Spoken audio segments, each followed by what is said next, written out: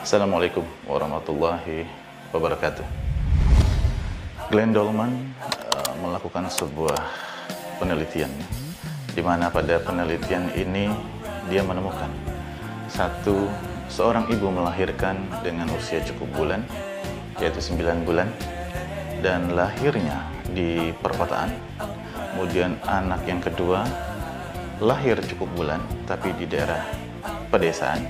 Kemudian anak yang ketiga lahir tidak cukup bulan. Dari ketiga contoh ini, Glenn Dolman bertanya, siapa anak yang jauh lebih cerdas, atau jauh lebih pintar, atau jauh lebih cepat, atau lebih dahulu menerima informasi dari ketiga contoh anak ini? Anda tahu jawabannya? Kalau sudah membaca bukunya, pastilah Anda tahu jawabannya. Jawabannya adalah anak yang lahir tidak cukup bulan atau prematur. Kenapa dia jauh lebih dahulu, jauh lebih pintar daripada yang sebelumnya? Karena dia lebih dahulu menerima informasi dibandingkan anak-anak yang lain. Cukup bulan di kota, bandingkan saja dengan yang 7 bulan, apalagi yang 9 bulan di desa. Lebih dahulu 2 bulan dia menerima informasi dari dunia luar. Oke, sekali lagi kita akan membahas kali ini tentang memori dan pembentukan perilaku serta perubahan-perubahan perilaku yang berhubungan juga dengan pembahasan unconscious mind, subconscious mind, dan conscious mind. Mau tahu lebih lanjut tentang hal ini? Silahkan disimak video saya berikut ini.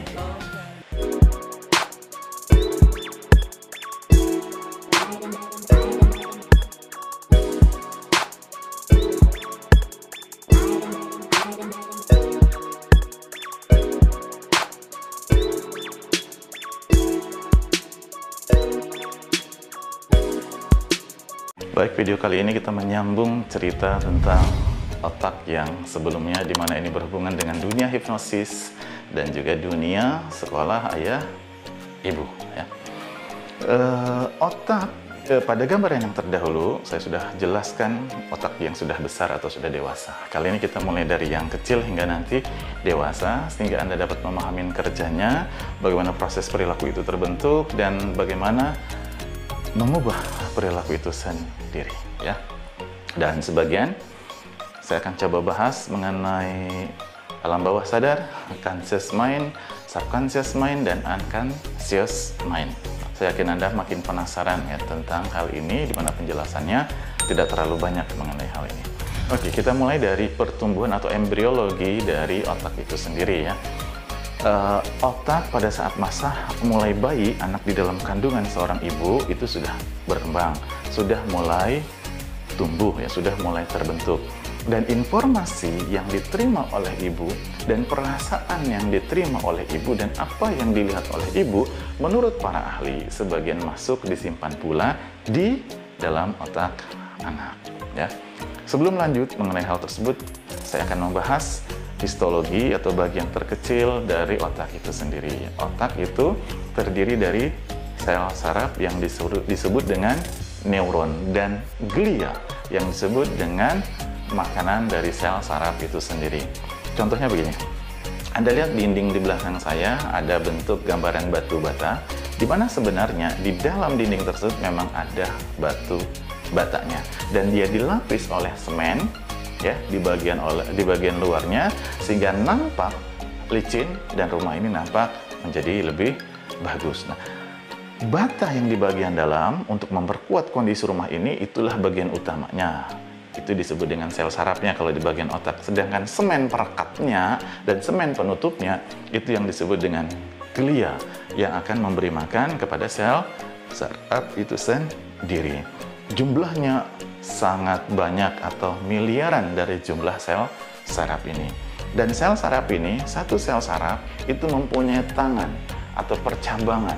Jadi ibaratkan saya ini, kepalanya, badannya, dan mempunyai tangan. Tangannya tidak 2, tapi tangannya cukup banyak. Di mana tangan ini nanti berhubungan dengan satu sel saraf yang satu, dengan sel satu saraf yang satu, sel saraf yang satu. Di mana hubungan ini terjadi hubungan infus listrik atau aliran listrik dari satu sel saraf kepada sel saraf yang lain melalui tangan ini. Jadi misal ada proses ide berpikir seperti yang saya katakan ini dan Anda menerima informasi ini, pada saat saya berkata, saya menyusun kata. Sebenarnya saya menyusun huruf lebih dahulu. Sebelum saya menyusun huruf, saya mengumpulkan dulu data tentang huruf-huruf tersebut di dalam pikiran saya. Nah, pada saat saya mengumpulkan data tentang huruf-huruf tersebut di otak, disitulah info listrik itu berjalan, mengambil data di dalam otak yang disebut dengan kumpulan memori, ya. Dia ambil satu sama lain sehingga menjalin suatu hubungan yang begitu bagus sehingga menghasilkan dari kata-kata menghasilkan sebuah kalimat, dan yang lebih lanjut akan menghasilkan sebuah kalimat yang mengandung proses berpikir atau logika atau rasionalisasi lebih lanjut, ya. Oke, saya potong tentang hal ini. Hubungan dari satu sel saraf dengan satu sel saraf yang lain membentuk jaringan seperti jaringan laba-laba yang begitu kuat sama sekali, sehingga informasi di dalam otak itu begitu luar biasanya. Nah, persambungan ini kalau kata para ahli, ya, apabila angka 0 dikelilingkan ke bumi, kemudian disambungkan ke bulan, kemudian balik lagi ke bumi, maka sambungan tadi masih tidak cukup untuk menggambarkan hubungan antar satu sel saraf dengan sel saraf yang lain. Di mana sambungan ini yang saya sebutkan tadi sebagai memori, ya. Jadi itu basic dasar dari memori itu sendiri. Itu tadi yang mengisi dari otak itu sendiri, ya. Sel saraf dan sambungannya yang disebut dengan sinap, ya. Dalam artian lain, satu sinap dengan sinap yang lain berarti ada memori. Semakin banyak informasi yang diterima menghasilkan memori yang banyak. Tadinya otak itu bentuknya yang saya bilang ada sebut dengan girus, gelombang-gelombang di otak. Nah, itu tadinya tidak ada ataupun ada hanya sedikit, menjadi lebih banyak. Adanya gelombang yang pada saat anak baru lahir, jika dibuka otaknya ada girus yang sedikit-sedikit atau gelombang sedikit, itu menandakan bahwa informasi tersebut sudah ada, dimulai dari proses dikandung oleh ibu sehingga pada saat dia lahir. Nah, proses perkembangan otak ini, ya. Jadi otak ini secara umum oleh para ahli dibagi lagi menjadi 3 lapisan, ya. Jadi mulai dari sumsum tulang belakang, dari belakang hingga ke atas dan ke otak, ya. Dimulai dari proses pembentukannya dibagi 3 lapis. Ada lapisan bagian dalam disebut dengan primitive cortex. Kemudian bagian tengah-tengah disebut dengan emotional cortex. Kemudian lapisan bagian luar ini disebut dengan modern cortex. Nah, bagian ini yang memang harus kita perhatikan. Bagian primitif cortex ini sama dengan mamalia cortex. Artinya kita dengan binatang sama.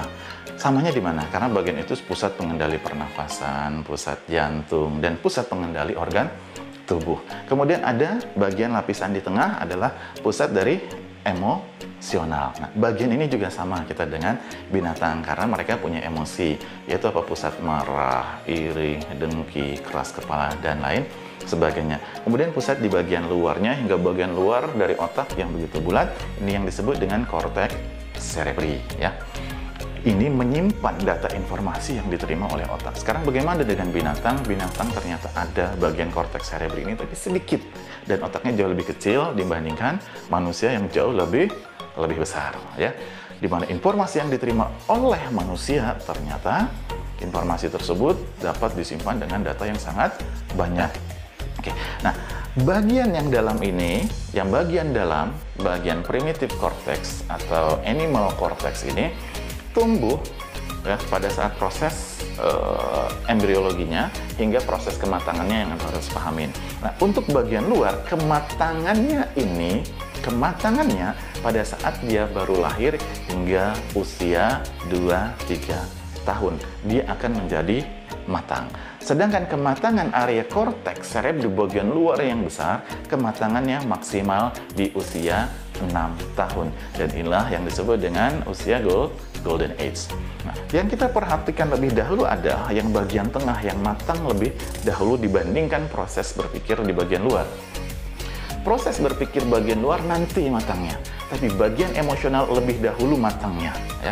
Dimana ini bagian yang sama dengan binatang, karena itulah kita lihat anak-anak kita yang paling kecil sudah ada emosinya, marah, cemas, khawatir, ya, keras kepala, temperamental, dan lain sebagainya. Dan bagian ini saya sudah bahas di bagian sekolah ayah ibu. Anda bisa cek di video-video saya sebelumnya, ya. Nah, ini yang harus kita perhatikan karena ini yang harus dikendalikan. Siapa yang mengendalikannya adalah informasi yang diberikan pada korteks bagian luar. Informasi yang diberikan ini harusnya mampu menahan ledakan emosional yang tidak tepat dari bagian animal ini. Ini yang paling wajib Anda pahamin lebih dahulu. Sehingga pada saat Anda mampu memberikan informasi yang tepat agar seorang anak manusia mampu mengendalikan bagian emosional ini, maka kehidupannya akan jauh lebih baik lagi. Pada saat Anda tidak mampu memberikan informasi yang tepat agar bagian emosional cerebri ini tidak meledak, maka ledakan itu semakin membahayakan. Dan ingat, cetakan dari otak itu sendiri tergantung dari cetakan bapak ibunya, atau istilahnya genetis dari bapak ibunya akan diturunkan kepada anaknya. Ibaratkan cetakannya itu ya ada bagian-bagian yang tidak pas, misalnya itu di bagian ibu, sedangkan bagian bapak adalah bagian yang sempurna. Dan kebetulan genetis ibu lebih kuat daripada bapak, maka bagian yang benjol-benjol itu akan hadir di dalam diri anak. Apa itu? Ibu yang keras kepala, ibu yang pemarah, ibu yang emosional, ibu yang pendendam, ibu yang temperamental, dan lain sebagainya. Atau ayah yang seperti itu, maka anak pun akan jadi sama seperti itu. Sekarang, pada saat seorang ayah, seorang ibu dengan kondisi perilaku atau psikologi yang tidak begitu tepat seperti itu, maka perilaku hariannya akan seperti itu. Maka dapatkah dia membentuk anak yang menjadi lebih baik, di mana pusat emosi dari anak tersebut sama seperti orang tuanya? Saya yakin orang tua yang pemarah akan mendidik anaknya dengan cara pemarah. Orang tua yang keras kepala akan mendidik anaknya dengan keras kepala. Sehingga apa? Bagian emosional ini akan menjadi jauh lebih kuat, jauh lebih matangnya sesuai dengan apa yang dilakukan oleh ayah ibunya. Dan informasi pada korteks cerebri yang disimpan oleh anak di dalam otaknya pastilah sesuai dengan apa yang dikatakan oleh ayah ibunya tadi. Ayah ibunya menyampaikan dengan informasi yang kasar, dengan kata-kata yang kasar, intonasi yang begitu tinggi, amplitudo yang begitu cepat, dengan gambaran mimik wajah yang begitu luar biasa, merah dan marah, nah, maka informasi ini yang akan terekam ke dalam diri anak. Itu yang diajarkan kepada dia, dan itulah yang akan dia olah dan dia akan tampilkan nantinya. Karena dia tidak punya pilihan data yang bagus, dia dilatih dengan hal tersebut, maka keluarlah datanya dengan kondisi yang sama seperti ayah ibunya. Dan balik lagi, informasi yang diterima oleh manusia melalui panca indera, melalui mata, ya, itu mimik wajah, panjang, lebar, tinggi, dan lain sebagainya, berhubungan dengan warna, dan lain sebagainya. Kemudian melalui telinga yang didengarkan oleh seorang anak manusia, di mana dia nanti akan memilih frekuensinya, amplitudonya, dan di otak itu akan menyusun kondisi itu. Sehingga dia akan tepat, kondisi yang tepat, dan dilatih dengan tepat oleh siapa.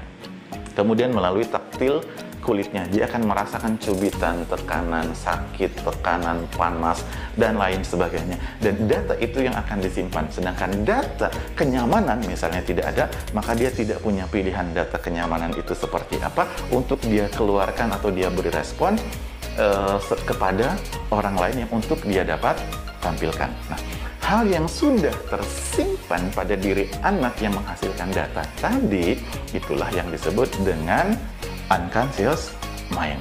Jadi unconscious mind, kondisi proses berpikir yang tidak perlu disadari, ya, dan itu akan muncul begitu saja. Begitu ada suara yang nyaring, maka dia akan memberikan respon marah. Begitu ada suara yang nyaring, maka dia akan sensitif dan tersinggung. Itulah yang disebut dengan unconscious mind. Data-data yang tersimpan di otak karena proses ajaran dari kita sebagai orang tua dan lingkungan yang tersimpan yang tidak dipanggil, itulah data yang disebut dengan subconscious mind, ya. Saya lebih cenderung, makanya saya bilang ini adalah memori, tapi bahasa yang lain atau bahasa psikologi disebutkan dengan subconscious mind. Nah, sekarang bagaimana dengan conscious mind? Conscious mind adalah kesengajaan buat seorang anak atau saya untuk mengambil data tertentu untuk memberikan respon tertentu kepada orang lain. Ini yang disebut dengan conscious mind. Secara sadar, saya mengambil data tersebut untuk memberikan respon yang tepat atau memberikan hal yang tepat atas sesuatu hal kepada diri saya. Ya. Mudah-mudahan Anda dapat memahami sebagian cerita ini. Saya akan potong menjadi beberapa video agar Anda mudah memahami hal ini. Yang paling penting buat Anda, bila Anda tidak dapat memahami hal ini atau Anda merasa kurang jelas, silahkan ketik di kolom komentar. Ya. Bila Anda merasa bermanfaat, share hal ini kepada orang lain. Kita diskusi sama-sama untuk memperkaya proses berpikir kita jauh lebih lanjut lagi. Dan yang paling penting, agar Anda dapat mengikuti video saya, tekan dong tombol subscribe-nya.